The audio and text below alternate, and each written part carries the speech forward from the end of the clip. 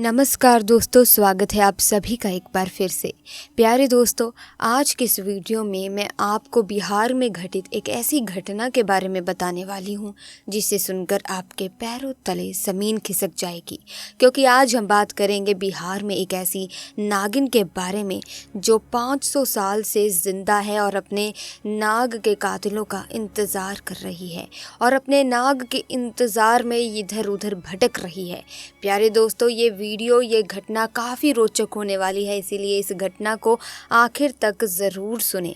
प्यारे दोस्तों, ये सच्ची घटना जो आज हम आपको बताने जा रहे हैं, जो कि बिहार के कटिहार के एक गांव में घटित हुई, जो कि जंगल के बिल्कुल करीब बसा हुआ है। इसी गांव में रजनीश और मनोज नाम के दो व्यक्ति रहते थे। दोनों के बीच काफ़ी अच्छी दोस्ती थी और दिन के समय दोनों ही बकरियों को चराने के लिए जंगल में जाया करते थे। इस जंगल में एक इच्छाधारी नागिन अपने नाग के साथ रहा करती थी और अपनी नागमणि की रखवाली किया करती थी। एक बार मनोज की एक बकरी घने जंगल में चली गई तो मनोज ने रजनीश से कहा कि तुम आज मेरी बाकी बकरियों को लेकर घर वापस चले जाओ और मैं अपनी इस बकरी को जंगल के अंदर से ढूंढकर वापस आता हूँ, जो शायद जंगल में थोड़ा अंदर चली गई है। उधर नागिन भी अपना भेष बदलकर तथा मनुष्य रूप धारण कर नाग को नागमणि की रक्षा के लिए छोड़ गाँव के भ्रमण के लिए निकली हुई थी। जब मनोज अपनी बकरी को ढूंढते हुए उस जंगल में पहुंचा तो पेड़ के नीचे बने बिल में से उसे तेज रोशनी आती हुई दिखाई दी। उसे लगा कि ये कोई कीमती हीरा या फिर आभूषण उसके नीचे छुपा हुआ है, तो उसने उसी पेड़ की टहनी को तोड़ा और एक बड़ा सा डंडा बना लिया और उस बिल को जोर जोर से मारकर तोड़ने लगा। उस बिल को तोड़ते समय मनोज बहुत तेजी से डंडे से वार कर रहा था, जिससे दो चोट नाग के बिल के अंदर मौजूद नाग पर लग गई और नाग ने उसी समय अपना दम तोड़ दिया। दोस्तों, मनोज ने मरे हुए नाग को देखा और उसके पास तेज चमकती हुई मणि को देखा तो दोस्तों वो समझ गया कि वो चमकती हुई चीज़ और कुछ नहीं बल्कि नागमणि है। उसने नाग को पहले डंडे से हिलाकर देखा और ये सुनिश्चित किया कि नाग मर गया है या फिर जिंदा है।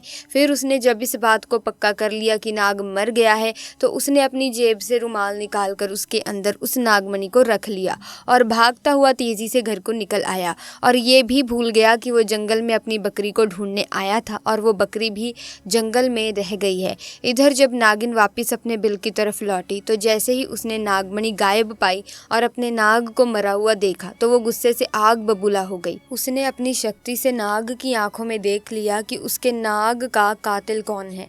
मनोज ने अब एक बहुत बड़ी गलती कर दी थी। उसने नाग के मरे हुए शरीर को वहीं जंगल में छोड़ दिया था। अगर वो नाग के शरीर को उसी समय जला देता तो शायद नागिन को उसके बारे में कभी पता ही नहीं चलता।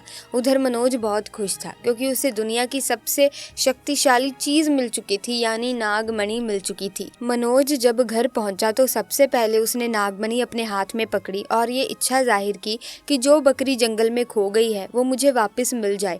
तो दोस्तों, चमत्कार हुआ। अगले ही पल वो बकरी उसके घर के दरवाजे के बाहर खड़ी थी।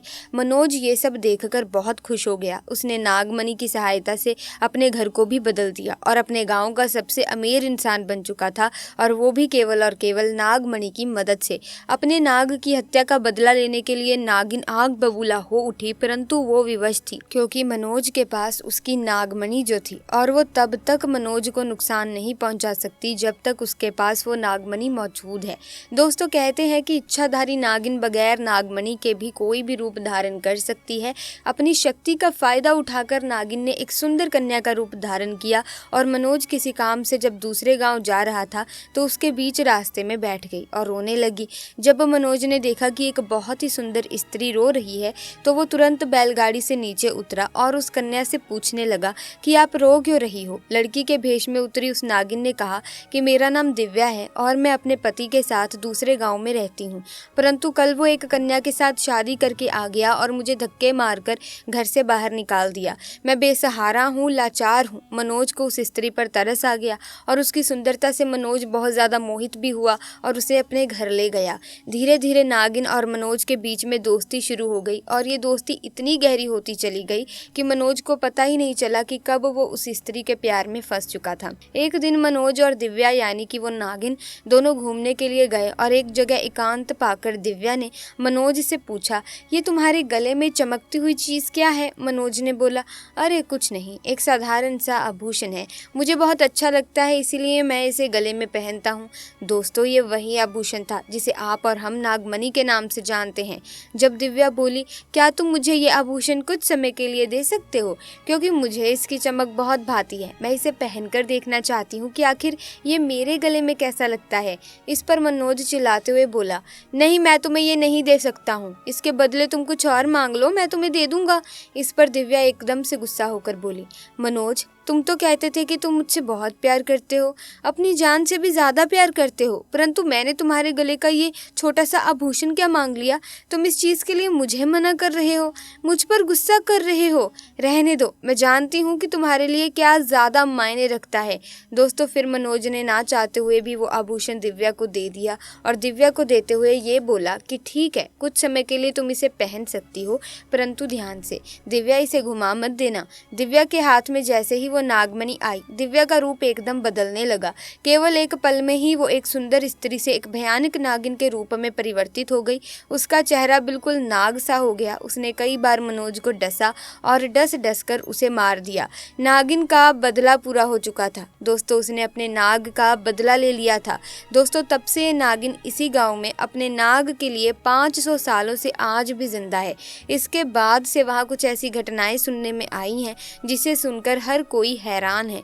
वहाँ के स्थानीय लोगों का कहना है कि उन्होंने एक नागिन को महादेव की पूजा करते देखा और इसके बाद अचानक वो नागिन कहाँ गायब हो जाती है, किसी को नहीं मालूम।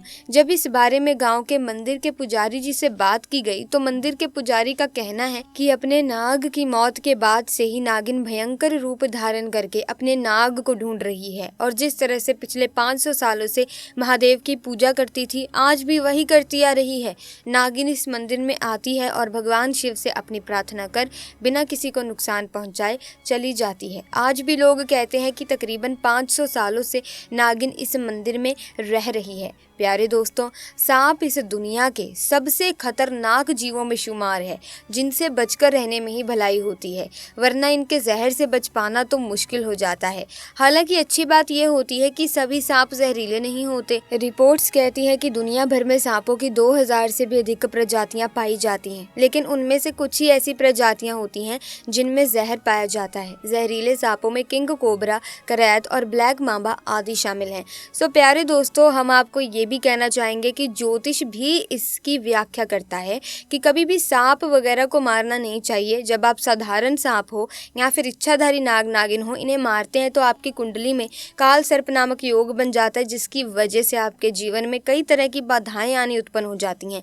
बनते बनते आपके काम बिगड़ने लगते हैं, क्योंकि आपको दोष लग चुका है, आपने सर्प मारने का पाप किया है। तो ऐसा पाप भूल कर भी मत कीजिएगा, ताकि आपको जिंदगी भर उसका जो है सजा भुगतनी पड़े। तो ऐसे में अगर आपको कहीं पर भी सांप दिख जाए तो उसे आपको मारने की बजाय भगाने की कोशिश करनी है। अगर सांप नहीं भाग रहा, तो नहीं आप भगा पा रहे हैं, तो आप स्नेक रेस्क्यू टीम को बुलाएं, वो अपने आप सांप को कहीं और जाकर छोड़ देगी। लेकिन मारने की कोशिश मत कीजिएगा, मारने की भूल आप मत कीजिएगा। सो दोस्तों, आज की वीडियो में बस इतना ही। अगर वीडियो में बताई गई घटना रोचक लगी हो तो इस वीडियो को लाइक करें, शेयर करें, चैनल को सब्सक्राइब करके बेल आइकन को प्रेस कीजिए ताकि नए वीडियोस की अपडेट आपको मिलती रहे। आपका बहुत बहुत धन्यवाद।